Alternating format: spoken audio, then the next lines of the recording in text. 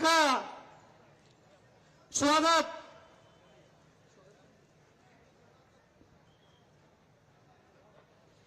जोरदार तालियों के साथ स्वागत। रक्षा मंत्री जी का जोरदार स्वागत तालियों की गड़गड़ाहट के साथ, कर्तव्य ध्वनि के साथ। भारत माता की, भारतीय जनता पार्टी, आदरणीय श्री राजनाथ सिंह जी, आदरणीय श्री राजनाथ सिंह जी। हमारे मध्य में रक्षा मंत्री जी का स्वागत आदरणीय सुमन कुमार गुप्ता जी कर रहे हैं। मैं सतीश जैन जी से अनुरोध करूंगा कि शॉल द्वारा हमारे मुख्य अतिथि आदरणीय गृह मंत्री राजनाथ सिंह जी का स्वागत करेंगे और बड़ी पुष्पमाला के साथ हमारे तीनों मंडलों के अध्यक्ष योगेश शर्मा जी, आशा वर्मा जी, रोहित शर्मा जी, सतीश जैन जी, सुमन गुप्ता जी, अवतार सिंह जी, ये सभी लोग बड़ी माला से स्वागत करेंगे। सभी से अनुरोध है कि हमारे मुख्यमंत्री आदरणीय रक्षा मंत्री श्री राजनाथ सिंह जी का स्वागत बड़े हार के साथ तालियों की आवाज सुनाई देनी चाहिए कि टाउन हॉल के प्राचीन स्थल पर आदरणीय जी का स्वागत हो रहा है। रक्षा मंत्री जी का स्वागत, जो कि यहाँ पे कई बार आना हुआ हमारे भारतीय जनता पार्टी के उज्ज्वल वक्ता, पूर्व में राष्ट्रीय अध्यक्ष रहे और भारत के रक्षा मंत्री। मैं अनुरोध करूंगा अवतार सिंह जी के और तलवार से स्वागत करेंगे। अवतार सिंह जी सरोपा भेंट करेंगे।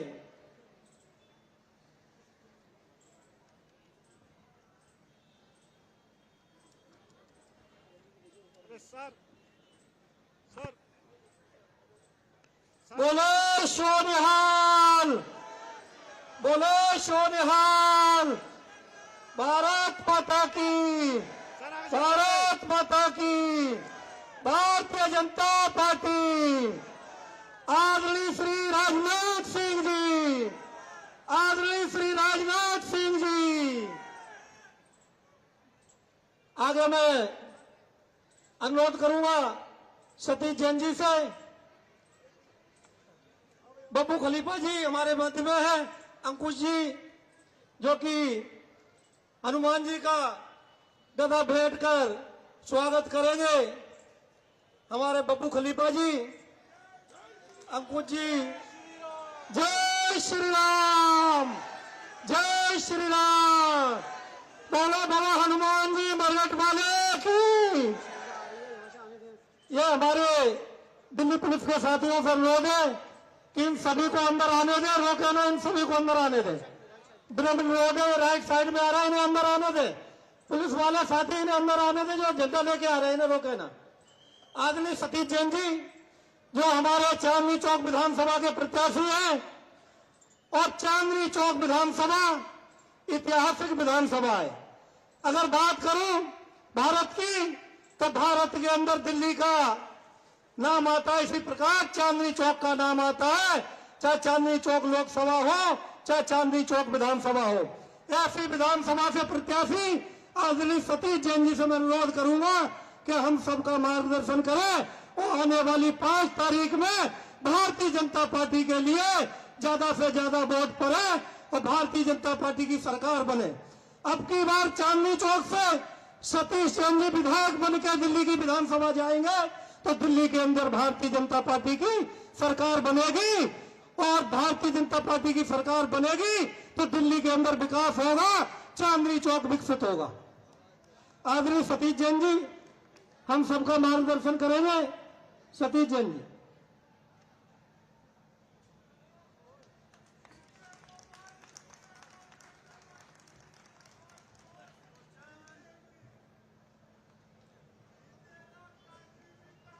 यहाँ मंच पर उपस्थित हमारे आदरणीय माननीय राजनाथ सिंह जी, जो पूर्व में हमारे यूपी के मुख्यमंत्री रहे, भारतीय जनता पार्टी के राष्ट्रीय अध्यक्ष रहे और वर्तमान में देश के रक्षा मंत्री हैं और बहुत ही यशस्वी कार्यकाल रक्षा मंत्री जी का चल रहा है। हमने सभी मोर्चों के ऊपर उसमें सफलता पाई है। मेरे साथ मंच पर उपस्थित भाई अवतार सिंह जी, गोपाल गर्ग जी, सुमन गुप्ता जी, राहुल, रोहित शर्मा जी, आशा वर्मा जी, योगेश शर्मा जी, अंकुर जैन, अवतार सिंह जी, पुनीत जैन, दीपक जैन, अशोक तोमर जी। साथियों, चांदनी चौक के बारे में बहुत हम लोगों ने घूम घूम के सारे क्षेत्रों का जायजा लिया है। यहाँ कई तरह की समस्याएं हैं, वो समस्याओं का जिक्र थोड़ा थोड़ा मैं कर देता हूँ आपके सामने। पानी की बहुत समस्या है, पानी की आपूर्ति कम है और जो है वो गंदा है। लोगों को बाजार से खरीद के पानी पीना पड़ता है। हमारा जो समाधान रहेगा कि 24 घंटे हम नल से जल सब लोगों को दिलवाएंगे। जल बोर्ड से मिलकर और साथ के राज्यों से यहाँ पर पानी की व्यवस्था करेंगे। बुनियादी ढांचा बहुत खराब है, सड़कें टूटी हुई हैं और खड्डे हैं, तो उस सब का समयबद्ध निर्माण किया जाएगा और निर्माण के बाद यहाँ पर इस समस्या को हल किया जाएगा। स्वास्थ्य सेवाएं दिल्ली में काफ़ी दिक्कत में है क्योंकि केजरीवाल जी ने प्रधानमंत्री का आयुष्मान कार्ड यहाँ लागू नहीं होने दिया और उल्टी सीधी योजनाएं देते रहे, तो उनके चलते जो स्वास्थ्य सेवाओं में दिक्कत है उसको हम सब ठीक करेंगे। आवास की यहाँ कमी है और झुग्गियाँ, तो ये झुग्गियों के लिए भी हमारा जो प्रधानमंत्री जी का विजन है कि हम यहाँ पर झुग्गियों के बदले जहाँ झुग्गी वही मकान का हमारा जो प्रोजेक्ट है, ऐसे किसी भी झुग्गी को हटाया नहीं जाएगा। यहाँ पर जो अग्नि से आग वाली जो समस्या कभी कभी आती है कि तारों के लटकने की वजह से यहाँ आग लगने का खतरा रहता है, तो उस सब के लिए भी तारों का ऑडिट कराया जाएगा और इनको सबको ठीक किया जाएगा। शिक्षा के अंदर भी यहाँ बहुत सारी दिक्कतें हैं, स्कूलों की जो कमी है। केजरीवाल जी कहते रहे मैं बहुत सारे स्कूल बनाऊंगा, लेकिन उन्होंने किया कुछ नहीं और वो हम सब देख रहे हैं। स्कूलों में अध्यापकों की कमी है, नया कॉलेज कोई बना नहीं है। हमारी सरकार इस विषय में खूब काम करने वाली है। शिक्षा के लिए मदन लाल खुराना जी के टाइम से जब हमने दिल्ली में कॉलेजेस खोले थे, उसके बाद कोई नया कॉलेज खुला नहीं है। अब हम फिर से नए कॉलेज खोलेंगे, ऐसा मैं आपको विश्वास दिलाता हूँ। सुरक्षा के लिए जैसे कि हमारे यहाँ रहता है बाजारों के अंदर और दूसरी तरफ की सुरक्षा थोड़ी दिक्कत रहती है, तो उसको पुलिस प्रशासन के साथ मिलकर दुरुस्त करेंगे। और रोजगार के लिए हमारा प्रधानमंत्री जी का जो कौशल विकास का कार्यक्रम है, उससे हम रोजगार देंगे।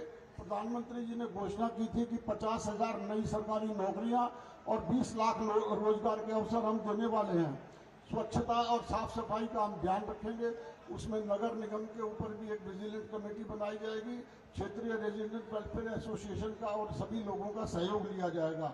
नागरिकों की भागीदारी से हम इस शासन को बहुत अच्छा करने का प्रयास करेंगे।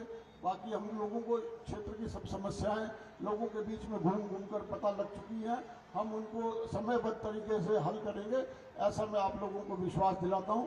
जय हिंद, जय भारत। भारत माता की, भारत माता की, भारत माता की। Bharatiya Janata party, Bharatiya Janata party. बहुत बहुत धन्यवाद अरविंद सतीश जैन जी। दोनों हाथ उठा के जय घोष जोरदार। भारत माता की, भारत माता की, भारत माता की। Bharatiya Janata party, Bharatiya Janata party, Bharatiya Janata party.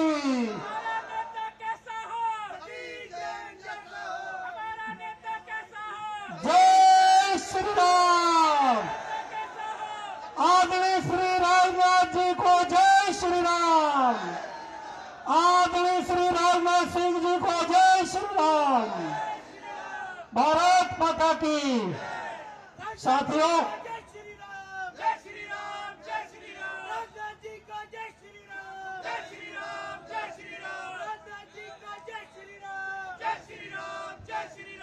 Bharat माता की, भारतीय जनता पार्टी, भारतीय जनता पार्टी। साथियों, चांदनी चौक विधानसभा के अंदर हमारे प्रत्याशी आदरणीय सतीश चंद्र जी के समर्थन में हमारे भारत के रक्षा मंत्री, भारतीय जनता पार्टी के उज्ज्वल वक्ता, जिन्होंने भारतीय जनता पार्टी के कार्यकर्ताओं में ऊर्जा भरी और भारतीय जनता पार्टी के राष्ट्रीय अध्यक्ष रहे, हम सबके आदरणीय श्री राजनाथ सिंह जी हमारे मध्य में है, आज के मुख्य वक्ता है। हम सबका मार्गदर्शन करेंगे और चांदनी चौक की विधानसभा अब की बार हम कैसे जीते और जिता के दिल्ली की विधानसभा भेजे। चांदनी चौक के अंदर एक तरफ ऐसी पार्टियों के लोग चुनाव लड़ रहे हैं जो कि परिवारवादी हैं। किसी के अगर कहा जाए तो जयप्रकाश अग्रवाल जी मेंबर ऑफ पार्लियामेंट रहे, उनके बेटे चुनाव लड़ रहे हैं, और एक तरफ प्रहलाद सिंह सानी 5 बार यहां से विधायक रहे, उनके बेटे चुनाव लड़ रहे हैं। ये लोग परिवारवादी हैं, ये परिवार की बात करते हैं, और भारतीय जनता पार्टी कार्यकर्ताओं की बात करती है और कार्यकर्ता को चुनाव लड़ाती है, चाहे इधर बैठने वाला हो चाहे सामने बैठने वाला हो। भारतीय जनता पार्टी ने हमेशा कार्यकर्ता को चुनाव लड़ाया है। सतीश जैन जी भी किसी राजनीतिक परिवार से नहीं है, ये भी एक छोटे परिवार से थे और भारतीय जनता पार्टी के अंदर इन्होंने संघर्ष किया और भारतीय जनता पार्टी ने इन्हें टिकट दिया। आदरणीय रक्षा मंत्री जी से मैं अनुरोध करूंगा कि हम सबका मार्गदर्शन करेंगे, और आदरणीय रक्षा मंत्री जी जब तक माइक पर तालियां नहीं रुकनी चाहिए, भारत माता की तालियों की गड़गड़ाहट के साथ स्वागत होना चाहिए।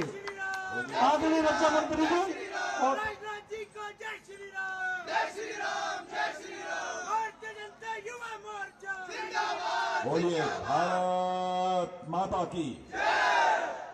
और जरा तेज आवाज आनी चाहिए, भारत माता की जय। बहुत अच्छे।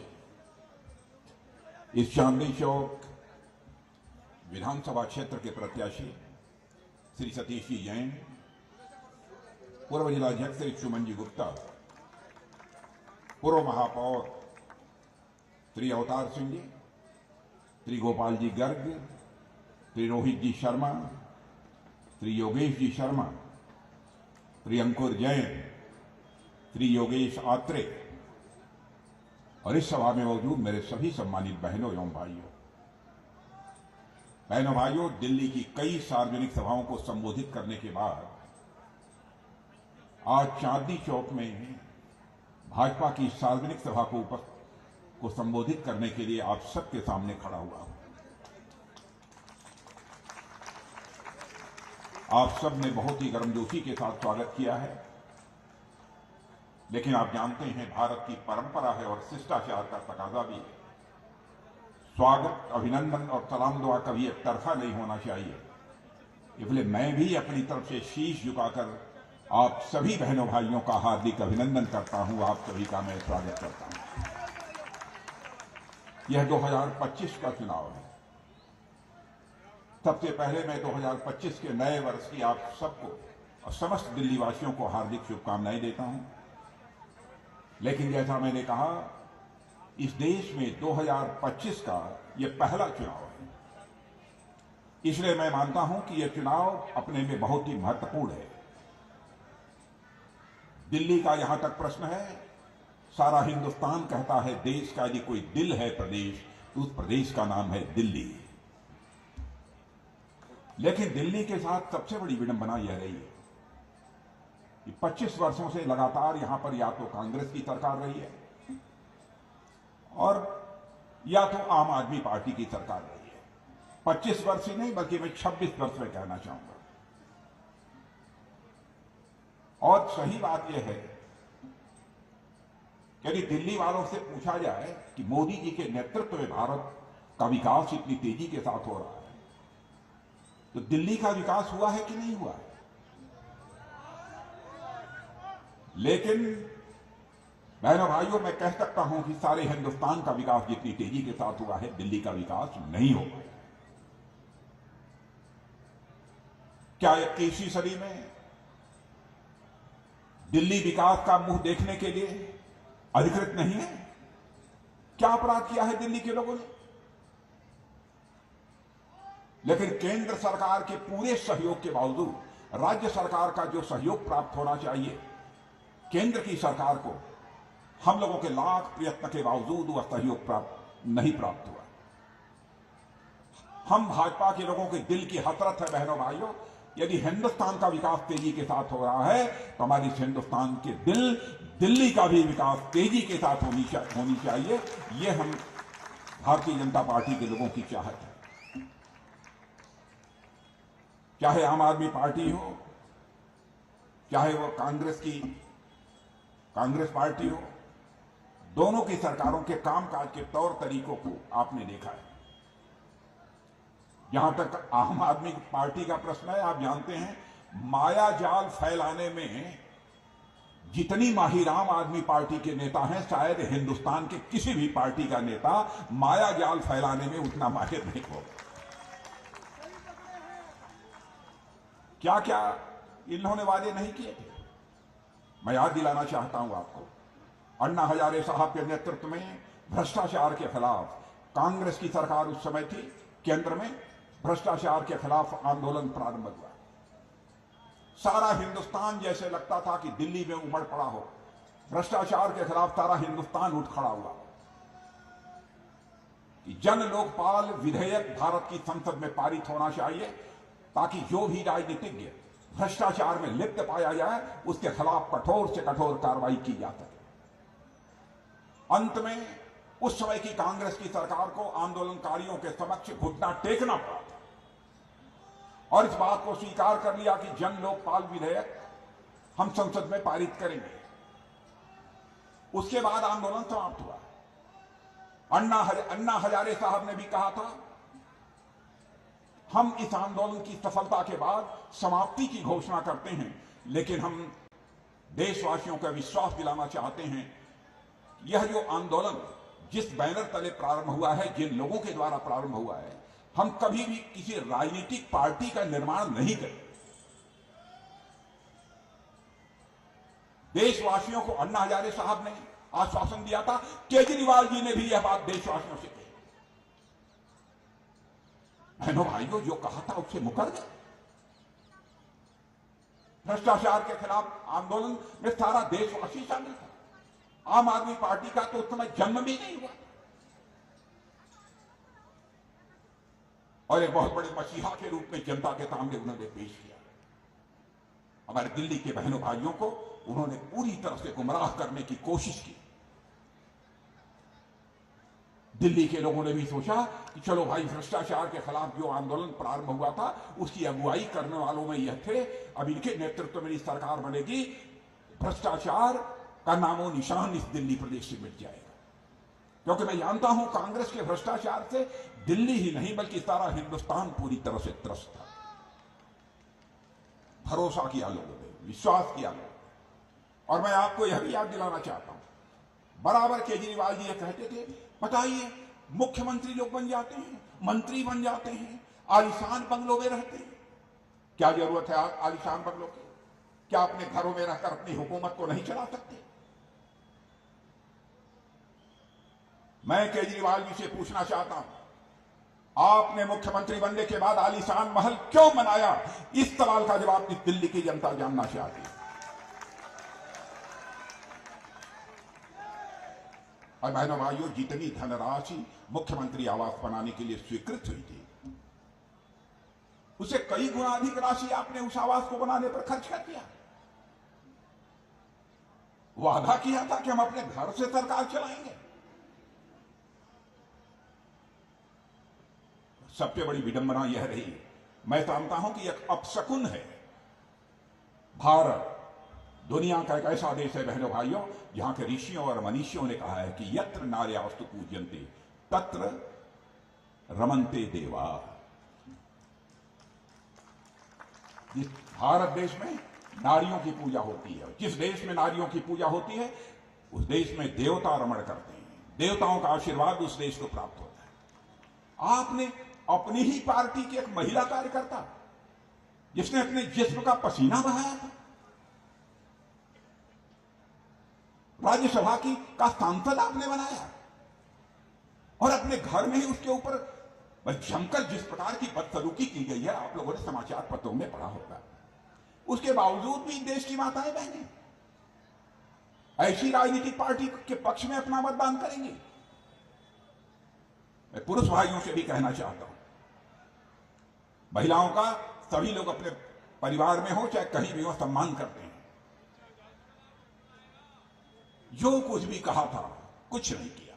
मैं आप सबसे पूछना चाहता हूं, जो यहां पर बैठे हुए या खड़े हुए जितने लोग हैं, सबसे पूछना चाहता हूं, यह बताइए, आपके परिवार में, आपके घर में यदि शर्म न हो, लोगों में हया न हो, संकोच न हो, लोक लाज न हो, तो आपका घर चलेगा? मैं पीछे के लोगों से पूछना चाहता हूं, आपका घर चलेगा बिना हया के, बिना लाज के, बिना शर्म के? मैंने भाइयों, यदि आपका परिवार बिना शर्म और हया के, लोक लाज के नहीं चल सकता है, तो भारत का लोकतंत्र भी बिना लोक लाज के नहीं चल सकता है।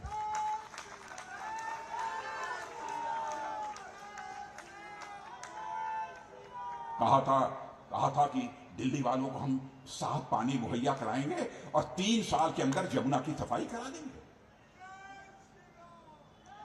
3 साल की बात तो अलग, 11 वर्षों का समय गुजर गया, क्यों नहीं हुई यमुना की सफाई? कौन है इसके लिए जिम्मेदार? क्या हमारी भारत सरकार इसके लिए सहयोग करने को तैयार नहीं थी? लेकिन आपको यह लगता था कि हम मोदी जी का सहयोग प्राप्त कर लेंगे तो सारा का सारा श्रेय यह मोदी जी को चला जाएगा। आप केवल सरकार बनाने के लिए नहीं आए थे, आप आए थे तो दिल्ली बनाने के लिए आए थे, दिल्ली वासियों को बनाने के लिए आए थे। आपको यश हासिल करने की चिंता लगी हुई थी, भले ही दिल्ली वाले भाड़ में चले जाएं। बहनों भाइयों, इस तरीके से देश नहीं चला करता है। आपने दिल्ली वासियों को धोखा दिया है, केजरीवाल जी, आपने धोखा दिया है। और मैं आज आपको यकीन दिलाकर जाना चाहता हूं बहनों भाई, और यकीन दिलाने की बात कह रहा हूं तो आप लोगों के मन में एक सवाल खड़ा होता होगा कि भाजपा वाले यकीन दिला रहे हैं, लेकिन क्या यह जो आश्वासन देते रहे हैं अपने आश्वासनों को पूरा किया है? मैं डंके की चोट पर कह सकता हूं, भारतीय जनता पार्टी की हिंदुस्तान की एक ऐसी राजनीतिक पार्टी है जो कहती है उसे करती है।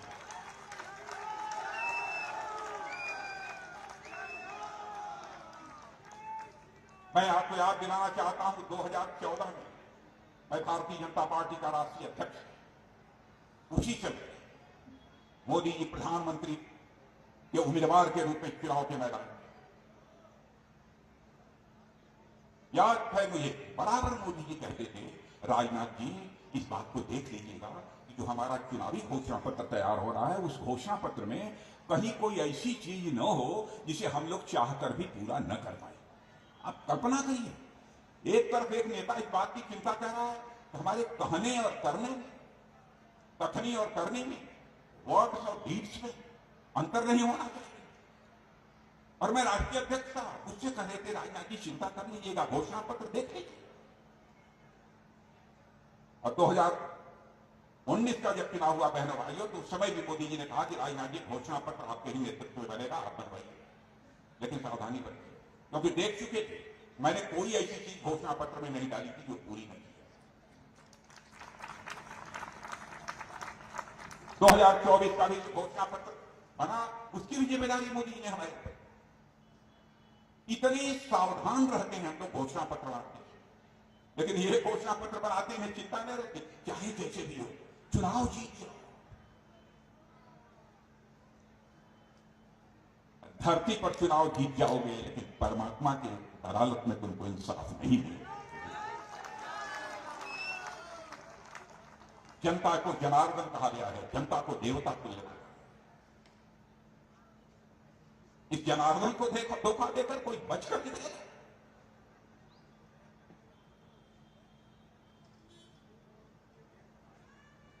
बहनों भाइयों, जैसे लगता है कि राजनीति से लोक लाज पूरी तरह से समाप्त हो गई। बिना लोक लाज के लोकतंत्र चलेगा? मैं आप लोगों से निवेदन करने आया हूं, बहनों भाइयों, दिल्ली को बचा लीजिए, यह मैं अपील करने के लिए आप सबसे आया।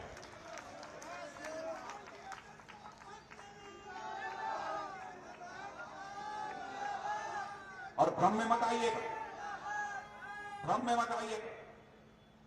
ये कांग्रेस और आप दोनों एक ही है।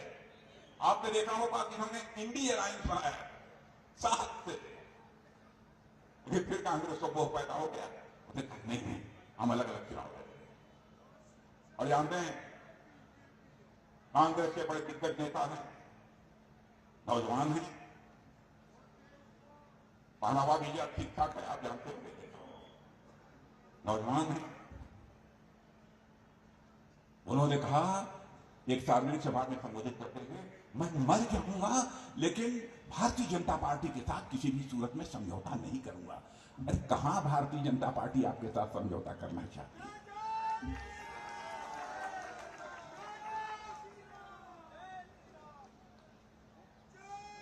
अरे आप कहेंगे किसी कल्पना भी नहीं कर सकते। और कांग्रेस से भारतीय जनता पार्टी को समझौते की कोई जरूरत नहीं है। मेरे जिस पार्टी का दामन पूरी तरह से दागदार हो चुका हो,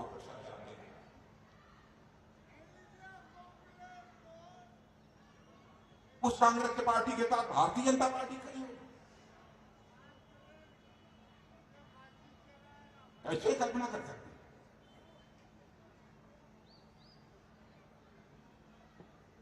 बहनों भाइयों, जैसे देश आगे जा रहा है, दिल्ली भी आगे जाएगा।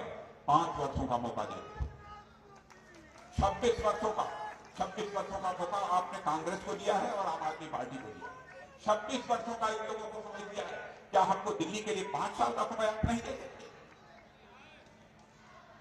5 साल में यदि यहां की तस्वीर बदलती हुई दिखाई न दे मेरे बहनों भाइयों, तो भाजपा को वोट दिल्ली में मत देना।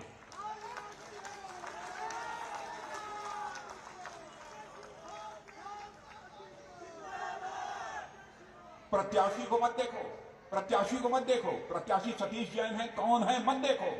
देखना है बहनों भाइयों, जिस कमल पर महालक्ष्मी जी विराजती हैं उस कमल को देखो और कमल का ही बटन दबाओ। मैं अपील करना चाहता हूं।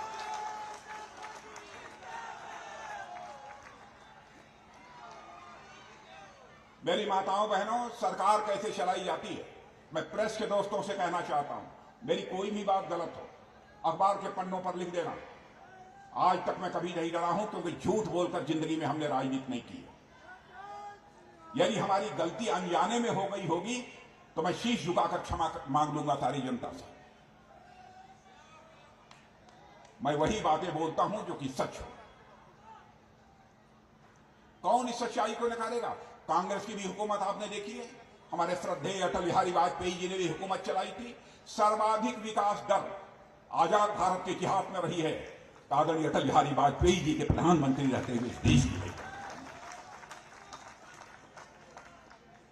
और आज हमारे प्रधानमंत्री मोदी जी के नेतृत्व में देश कितनी तेजी के साथ आगे बढ़ रहा है। मैं एक उदाहरण देता हूं। दिल्ली पढ़े लिखे लोगों का भी यहां बड़ी संख्या में लोग रहते हैं, बड़ी तादाद में, एक से एक दिग्गज रहते हैं, अर्थशास्त्री, इतिहास वेत्ता, बहुत सारे लोग रहते हैं। बहनों भाइयों, जो भारत धन दौलत के आकार के मामले में, इकोनॉमी की स्थायी अर्थव्यवस्था के आकार के मामले में दुनिया के देशों में 2014 में 11वें स्थान पर खड़ा था, हमारे प्रधानमंत्री मोदी जी ने करिश्मा कर दिया। आज हमारा भारत, ध्यान से सुनो, जो हमारा भारत धन दौलत के मामले में दुनिया के देशों में 11वें स्थान पर खड़ा था, आज वो हमारा भारत जंप लेकर 5वें स्थान पर दुनिया में खड़ा हो।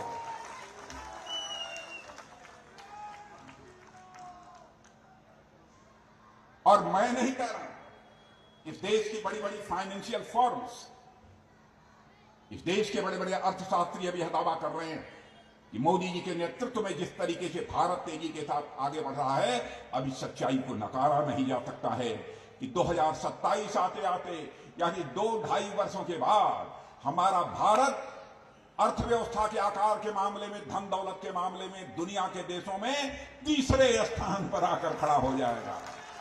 एक अमेरिका होगा, एक अमेरिका होगा, एक चाइना होगा, उसके बाद तीसरा देश ही हमारा भारत है। बहनों भाइयों, हमारे प्रधानमंत्री का संकल्प है 2047 तक आजादी हासिल करने के जब 100 वर्ष पूरे होंगे बहनों भाइयों, उस समय तक हमारा भारत दुनिया का विकसित भारत होगा, डेवलप्ड कंट्री होगा। क्या हर भारतवासी का, हर राज्य का सहयोग प्राप्त नहीं होगा? इस लक्ष्य को हम कैसे प्राप्त करेंगे? इसीलिए हम आप सबका सहयोग मांगने के लिए यहां पर खड़ा हुए। बहनों भाइयों, जो बहुत सारे काम हम लोगों ने किए थे, बहुत सारे काम हम लोगों ने किए थे। अब दिल्ली में पुरानी योजनाओं के तहत 30,000 घर खाली पड़े, 30,000 घर खाली पड़े हुए हैं पुरानी योजनाओं के तहत। आपने, आम आदमी पार्टी ने आज तक गरीबों को आवंटित नहीं किया। और हमारी सरकार ने जो यहां पर अनऑथराइज्ड कॉलोनीज थी, अनधिकृत कॉलोनियां थी, उनको नियमित कर दिया, रेगुलर कर दिया, लेकिन वहां पर सड़क नहीं, पानी नहीं, बिजली नहीं। कैसे दिल्ली का विकास होगा? आम आदमी पार्टी की हालत यह है। और कांग्रेस पार्टी भी क्या कहती है? कांग्रेस के अध्यक्ष का एक बयान सुना है, कांग्रेस के राष्ट्रीय अध्यक्ष का बयान यह सुना है आप लोगों ने कि नहीं? अभी जो संगम, जो महाकुंभ चल रहा है प्रयागराज, उन्होंने कहा क्या संगम में डुबकी लगाने से इस हिंदुस्तान की गरीबी दूर हो जाएगी? बहनों भाइयों, क्या आप इसे बर्दाश्त करेंगे? और मैं कांग्रेस के लोगों से कहना चाहता हूं, मैं कांग्रेस के लोगों से कहना चाहता हूं, यदि हिम्मत है तो दूसरे धर्म वालों के बारे में बोलकर दिखा दो, तो मैं समझूंगा सचमुच आपका कलेजा 36 इंच का। जिसके मन में जो आए बोल दे। बहनों भाइयों, एक बहुत बड़ा हादसा हुआ है कुंभ में। जो लोग नहीं रहे उनके प्रति मैं संवेदना व्यक्त करता हूं, और जो घायल हैं उनके शीघ्र स्वस्थ होने की कामना करता हूं। एक दुखद दुर्घटना यहां पर मेरठ बड़ौत में हुई है। दिगंबर जैन साहब का जो मंदिर है, हम लोग दिगंबर जैन और उसके मंदिरों के प्रति हृदय से गहरी आस्था रखते हैं। और सचमुच जैन धर्म तो कैसा जैन धर्म है, उसके संत महात्मा इस बात की चिंता करते हैं कि कहीं मैं चलता हूं तो हमारे पैरों से छोटे मोटे कीड़े मकोड़े भी दब न जाएं, इसकी भी चिंता करते हैं। अहिंसा के सच्चे पुजारी वो लोग हैं। लेकिन वह भी दुर्भाग्यपूर्ण घटना रही है। अब उस घटना के बारे में मैं उत्तर प्रदेश के मुख्यमंत्री जी से मैं निश्चित रूप से मैं बात करूंगा। हमारी ये पूरी कोशिश होगी। और एक चीज आगाह करके जा रहा हूं आपको, कांग्रेस और आम आदमी पार्टी, ये जो दोनों चुनाव लड़ रहे हैं ना, इनमें नूरा कुश्ती चल रही है। नूरा कुश्ती जानते हैं नहीं? नूरा कुश्ती मालूम है कि नहीं? मिलजुल कर जो चुनाव, जो मिलजुल कर लड़ते हैं लोग आपस में। इस बार मैं गिर जाऊंगा, दूसरी बार तुम मुझे गिरा देना। इनके बीच नूरा कुश्ती चल रही है। और कांग्रेस की हालत तो वैसी हो गई, एक बार जिस राज्य से गई दोबारा उस राज्य में आई ही नहीं कभी। अब इतनी बात तो पक्की है, आप भी समझते होंगे कि अब दिल्ली में कांग्रेस कभी नहीं आएगी, इतनी बात पक्की है। चाहे उत्तर प्रदेश हो, चाहे वेस्ट बंगाल हो, चाहे महाराष्ट्र हो, चाहे तेलंगाना हो, चाहे तमिलनाडु, जहां से कांग्रेस एक बार गई तो फिर उसके बाद उस राज्य में कभी वापस नहीं लौट पाई। बहनों भाइयों, मैं यही का आप लोगों से निवेदन करना चाहता हूं। भारत यदि तेजी के साथ आगे बढ़ रहा है तो दिल्ली को भी तेजी के साथ आगे बढ़ना चाहिए। गरीबी का जहां तक प्रश्न है, हमारे प्रधानमंत्री ने 25 करोड़ लोगों को 7 वर्षों के अंदर गरीबी रेखा से बाहर किया। 25 करोड़ लोगों को बाहर किया है। क्या कांग्रेस यह दावा कर सकती है कि 25 करोड़ लोगों को उनकी जब सरकार रही है उन्होंने गरीबी रेखा के बाहर किया है? क्या कभी वह दावा कर सकते हैं? बहनों भाइयों, फैसला आपके हाथ में है। जहां तक हमारी सरकार का प्रश्न है, कल ही हमारा बजट पेश हुआ है। आपने देखा होगा बजट को, आज अखबारों में पढ़ा होगा, कल टेलीविजन के चैनल्स पर भी रात को आपने देखा होगा। सर्वत्र भारतीय जनता पार्टी के नेतृत्व की एनडीए सरकार ने जो बजट प्रस्तुत किया है, हमारे प्रधानमंत्री के नेतृत्व में निर्मला सीतारमण जी ने बजट जो प्रस्तुत किया है, उसकी सर्वत्र सराहना इस हिंदुस्तान में हो रही है।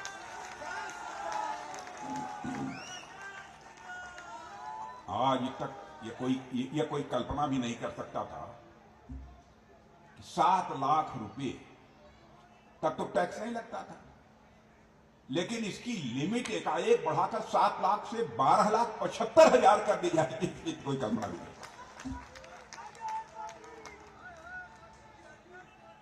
इसको सबको राहत मिले। और ऑनलाइन प्लेटफॉर्म जो कर्मचारी हैं, जो ऑनलाइन आप लोग सामान मंगवाते हैं, इन सब सारे लोगों के लिए केंद्र सरकार ने एक विशेष योजना लाने का भी फैसला किया है। ऐसी कई चीजें हैं। 36 गंभीर बीमारियों से जुड़ी हुई जो महंगी दवाएं थी, उन दवाओं पर पूरी तरह से हमारी सरकार ने टैक्स समाप्त कर दिया। हर व्यक्ति के पास स्मार्टफोन होता है, एलईडी टीवी, इलेक्ट्रिक कार या कपड़ा, यह सब सारी चीजों पर टैक्स जो है कम कर दिया है। सारी चीजें स्वाभाविक रूप से सस्ती हो जाएगी। और हमारे जो सीनियर सिटीजन हैं, जो वरिष्ठ नागरिक हैं, कि ब्याज आय टीडीएस सीमा 50,000 से बढ़ाकर जो है 1 लाख रुपए कर दी गई। ऐसे कई महत्वपूर्ण निर्णय लिए। और मैं कर्मचारी भाइयों के बारे में कहना चाहता हूं, 8वां वेतन आयोग लागू करने का, इसके बारे में हमारी सरकार ने कैबिनेट में फैसला कर दिया है आज के कुछ ही दिनों पहले। और जब 8वां वित्त आयोग, ये वेतन आयोग की संस्तुतियां जब लागू हो जाएंगी, स्वाभाविक रूप से आवास भत्ते में वृद्धि होगी, किराया या घर खरीदने में आपको मदद मिलेगी, और साथ ही साथ मेडिकल जो अलाउंस होता है, मेडिकल भत्ते में भी स्वाभाविक रूप से वृद्धि होगी। इतना शानदार बजट मेरे बहनों भाइयों आया है। इसलिए मैं आप सबसे कहना चाहता हूं कि आप सभी का पूरा समर्थन भारतीय जनता पार्टी का आपको प्राप्त हो, यही निवेदन करने के लिए आप सबके सामने खड़ा हुआ। और इसलिए यदि अंतर्राष्ट्रीय मंच पर भारत का मस्तक यदि ऊंचा देखना चाहते हैं, अंतर्राष्ट्रीय मंच पर भारत का मस्तक यदि ऊंचा देखना चाहते हैं, इस समय भारतीय जनता पार्टी के अतिरिक्त और कोई विकल्प नहीं है।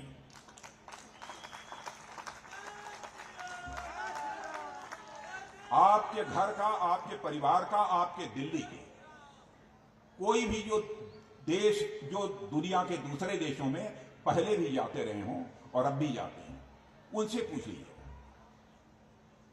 10 साल 12 साल पहले हालात ऐसे थे कि भारत जब अंतर्राष्ट्रीय मंचों पर पहले कुछ बोलता था, तो भारत की बातों को जिस गंभीरता पूर्वक लिया जाना चाहिए, नहीं लिया जाता। लेकिन बहनों भाइयों, आज यदि भारत अंतर्राष्ट्रीय मंचों पर कुछ बोलता है, तो सारी दुनिया कान खोलकर सुनती है भारत बोल क्या रहा है। यह भारत की हैसियत बनी।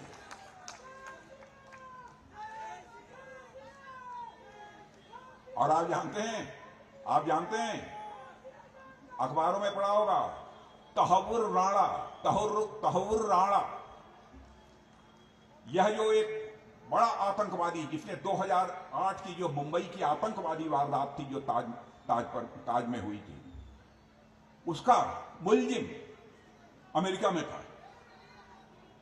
और सुप्रीम कोर्ट ने यह कह दिया है, वहां की अमेरिका की, हमारी सुप्रीम कोर्ट ने नहीं, अमेरिका की सुप्रीम कोर्ट ने कहा कि नहीं, अब इसको भारत वापस किया जा सकता है। बहनों भाइयों, इस आतंकवादी को, यह बहुत बड़ी विजय है। यह मोदी जी का एक करिश्मा है। और मैं मानता हूं कि यह हमारे प्रधानमंत्री की कूटनीतिक दक्षता की एक अपने में मिसाल है। भारत की साख की, भारत की विश्वसनीयता की, भारत की धमक की यह एक मिसाल है। यह कोई छोटी बात नहीं है। और ये लोग चाहे जैसे भी हो, वोट मिलना चाहिए, सरकार बननी चाहिए, यह तो आतंकवादियों को भी बचाने की पैरवी करते हैं। इनको फांसी की सजा न दी जाए। मैं कई घटनाएं आपको बता सकता हूं। इन लोगों की हालत ऐसी है। इसलिए मैं आप सभी लोगों से अपील करने आया हूं बहनों भाइयों कि आपका भरपूर सहयोग भारतीय जनता पार्टी को प्राप्त होना चाहिए। देश आगे जा रहा है, जाएगा। और हमारे पास तो 50 मिसालें हैं।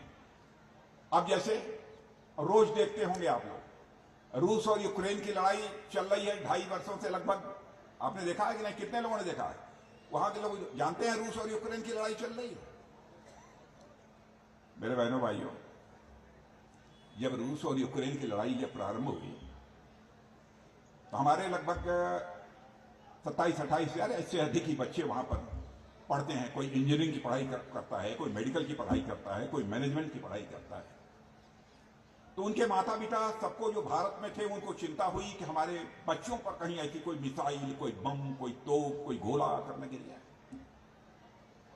वो प्रधानमंत्री जी से जाकर मिले और कहा, प्रधानमंत्री जी, मोदी जी, चाहे जो भी हो हमारे बच्चों को यूक्रेन से आप बाहर निकालिए। बहनों भाइयों, देखिए हमारे प्रधानमंत्री का कलेजा, हमारे प्रधानमंत्री का आत्मविश्वास। उन्होंने टेलीफोन घुमाया, रूस के राष्ट्रपति मिस्टर पुतिन से बात की, जेलेंस्की के राष्ट्रपति यूक्रेन के राष्ट्रपति मिस्टर जेलेंस्की से बात की। और बहनों भाइयों, 4.5 घंटे के लिए युद्ध रुक गया और हमारे 22,500 बच्चे वहां से चलकर भारत आ गए। यह है भारत की ताकत, यह है भारत की।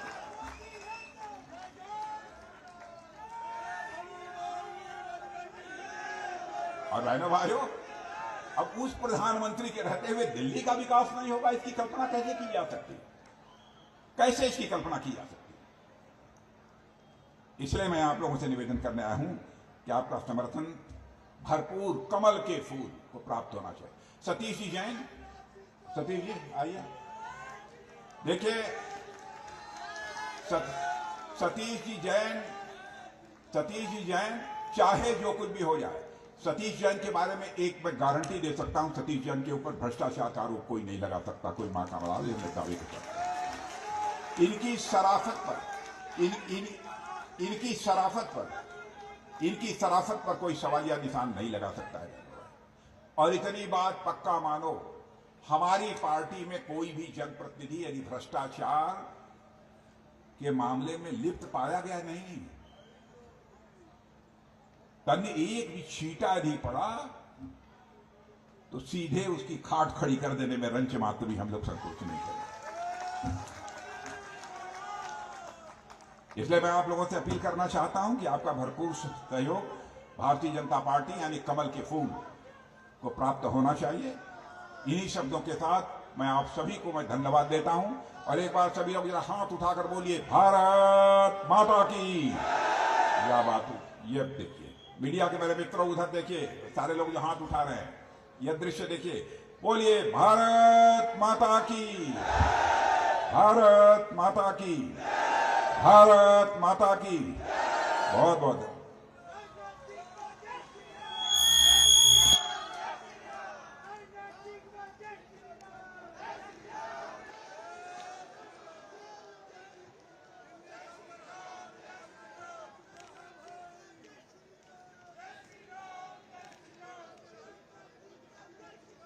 महाराष्ट्र में भगवा लहराने के बाद अब दिल्ली की बारी है।